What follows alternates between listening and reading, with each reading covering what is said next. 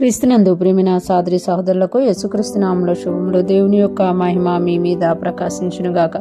ఈరోజు దేవుడు మనకిచ్చిన మాట సమూయేలు మొదటి గ్రంథము 16వ అధ్యాయము 5వ వచనం. అతడు సమాధానముగానే వచ్చి తిని మీరు శుద్ధులై నాతో కూడా బలికి రండని చెప్పి యెషయిని అతని కుమారులను శుద్ధి చేసి బలి అర్పించెను. ఈ మాటలు మనం సమూయేలు మొదటి గ్రంథంలో చూసినాము. ఎప్పుడైతే దేవుడు అభిషేకించిన సౌలు రాజు తప్పిపోయారో సమూయేలు ఏడుస్తూ ప్రార్థిస్తున్నట్టుగా మనం చూడగలం.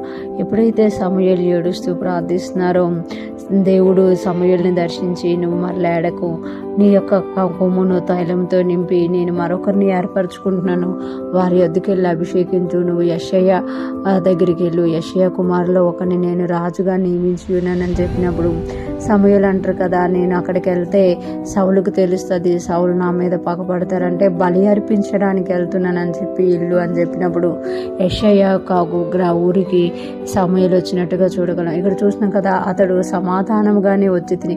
సమూయేలు ఎప్పుడైతే ఆ ఊరు ప్రాంతానికి వచ్చారో ఆ ఊరి పెద్దలు అందరూ కలిసి మీరు సమాధానంగానే వచ్చారా అని అడుగుతారనమాట పై వచ్చినప్పుడు.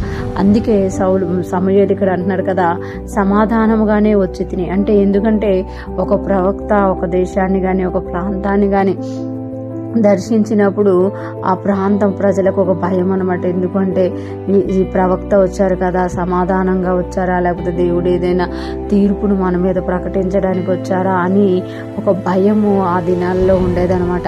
అందుకే సమూయేలు రాగానే సమాధానంగానే వచ్చావా అని అడిగినప్పుడు ఇక్కడ మనం చూసినప్పుడు అతడు సమాధానంగానే వచ్చి తిని మీరు శుద్ధులై నాతో కూడా బలికి రండి అని చెప్పి యెషయిని అతని కుమారులను శుద్ధి చేసి బలి అర్పించను. మీరు శుద్ధులై నాతో కూడా బలికి రండని చెప్పిన. ఎందుకంటే దేవుడు ఏం చెప్పారంటే బలి అర్పిస్తున్నానని చెప్పి ఇల్లు అన్నారు కాబట్టి అక్కడ బలిని అక్కడ సమూయేలు ఏర్పాటు చేశారన్నమాట. అంటే దేవుడికి ఒక బలిని అర్పించడానికి సిద్ధంపాటు చేశారు కనుక యెషయిని తన కుమారులను ఏమంటున్నారంటే మిమ్మల్ని మీరు శుద్ధి చేసుకొని బలి అర్పించడానికి రండి అని ఇక్కడ ఆహ్వానిస్తున్నట్టుగా చూడగలుగుతున్నాం.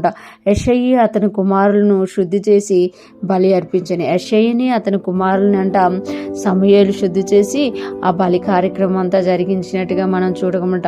ఆ బలికి యెషయ కుమారులు వచ్చినప్పుడు సమూయేలు యెషయ యొక్క పెద్ద కుమారుని చూసినప్పుడు ఇతడినే రాజుగా నియమించబోతున్నాడు అని అనుకున్నట్టు కూడా మనం కింద వచనాల్లో గమనించగలుగుతామట. ఈరోజు ఫ్రెష్ మనం వింటున్న ప్రతి ఒక్కరూ జ్ఞాపకం చేసుకోవాలి, దేవుడు ఏ కార్యం చేయాలన్నా కూడా తనకు ఒక ఆలోచన ప్రణాళిక ఉంటుంది. ఎవరైతే తనకు సన్నిహితంగా ఉంటారో వారికి దేవుడు తన ఆలోచనని ప్రణాళికల్ని తెలియజేసి ఆ కార్యాలు జరిగేటట్టుగా చూస్తారు అని మనం ఇక్కడ సమూయేలు గ్రంథంలో చూడగలుగుతున్నాం అన్నమాట.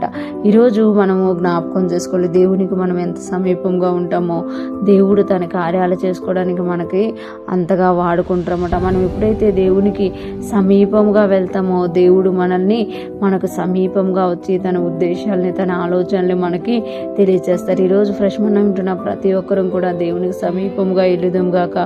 ఆయన ఉద్దేశములు ఆయన ఆలోచనలు విని వాటిని నెరవేర్చేవారంగా వాటి ప్రకారం జీవించేవారిగా మనం ఉంటూ దేవునికి మహిమకరంగా ఉందుముగాక. ఆమేన్.